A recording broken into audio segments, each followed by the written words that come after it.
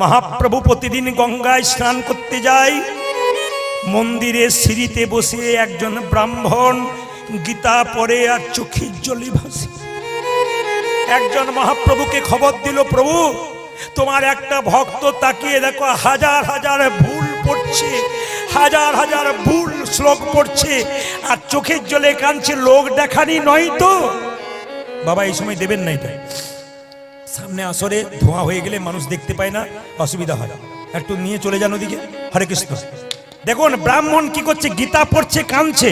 মহাপ্রভু জিজ্ঞাসা করলো, ব্রাহ্মণ তুমি তো গীতা পড়ছো, হাজার হাজার শ্লোক ভুল পড়ছো, সবাই শুনছে তুমি ভুল পড়ছো, কিন্তু চোখের জলে কাঁদছো কেন? তুমি কি বুঝছো? যে ভুল পড়ে সে কি বুঝে? প্রভু আমি মূর্খ সূর্খ মানুষ, আমি শ্লোকের কিছু বুঝি না, আমি যেমন পারি তেমন পড়ি, কিন্তু আমি এইটুকু বুঝি গীতার পাতাতে দেখতে পেলাম স্বয়ং ভগবান রথের সারথি আর অর্জুন দিব্যি নিশ্চিন্তে বসে আছে।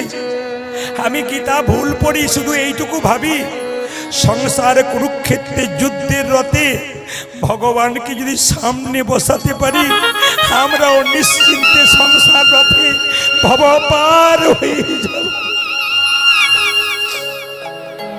গীতা পড়ো হিন্দু ভাই, গীতার মতো জিনিস নাই, গীতার মতো গ্রন্থ নাই, গীতাতে কোনো ভুল নাই।